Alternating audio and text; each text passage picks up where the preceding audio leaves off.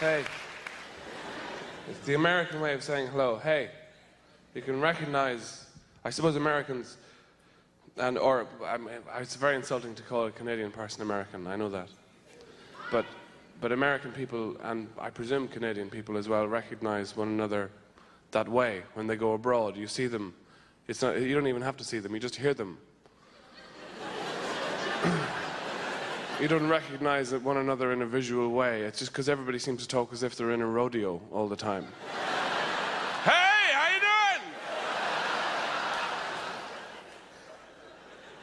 It's different if you're English, you know, you sit around and you rifle through the local food and you complain, you say, what do you mean there's no chips? And if you're Irish, there's a very particular way you recognize one another. You see guys and you know they're Irish because of their hair. There's a phenomenon called Irish hair. You can walk into a bar and see 400 people and they all look like this. How's it going?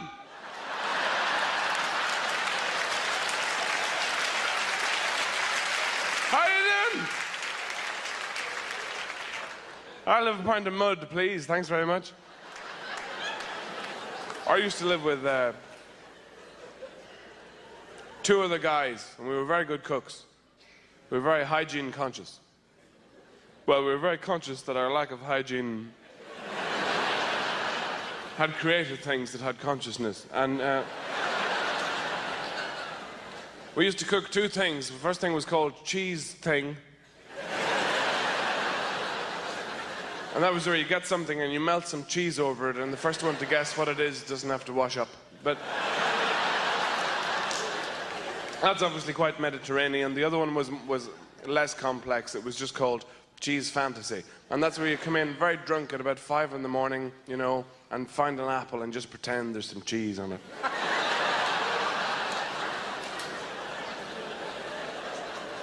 And also, people here seem to be very health conscious, I've noticed. I mean, I eat and do what I like, you know, but here people are very concerned about all that stuff, about looking good, you know? And I don't like healthy people. They've got nothing to say. I'm healthy, I'm happy because I'm healthy because I'm happy. You'd smile like that if you had 2 yards of lycra up your arse. They look at the women, they have 98 teeth, they weigh as much as a photograph of themselves.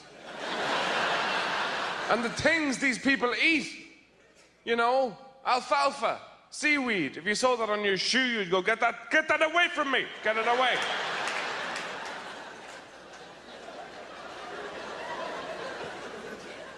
You can't stop yourself getting older.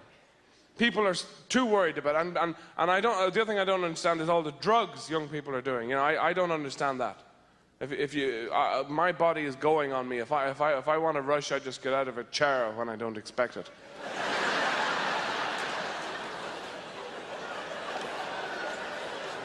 And you know, nobody smokes here. Not enough people smoke here either. They're all far too conscious of all that as well. And it's a bad thing. Everybody knows it's a bad thing. I mean, I know I'm going to give up. If I thought I wasn't, I'd quit now. But it's just that it's the wrong time for me because I'm still technically alive.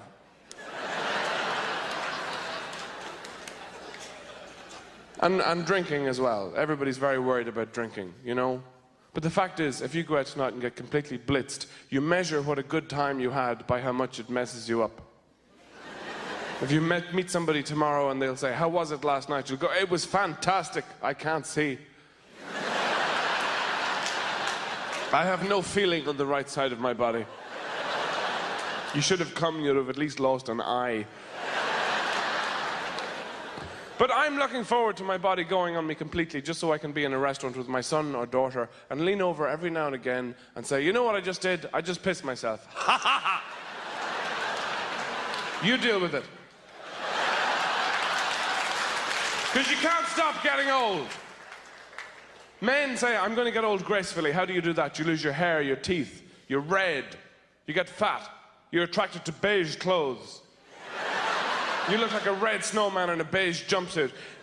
If you're a woman, it's not any easier either, because you get to a certain age, maybe you're not quite so attractive as you once were before. Perhaps, maybe, I'm just suggesting, what do I know? And then you're not so interested in sex or being alive, and then Mother Nature comes along and thinks, what can I do to improve the quality of this woman's life? What is it she needs? What's that magic thing I can give her? What does she want? What can I do? How can I give her some vim, some get up and go? I know, a beard. That ought to perk her up. What can you do then except join a folk band? That's about all from me. Thank you very much. Good night. A bit more Johnny Johnston Unplugged. Have you guys been watching this AIDS documentary on Fox? I think it's called Glee.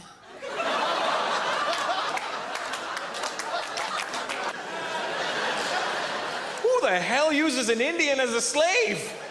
We don't make good slaves. Do I look ready to do hard labor right now? No. We don't do hard. Give a calculator. We'll do your taxes. You know what I mean? We don't.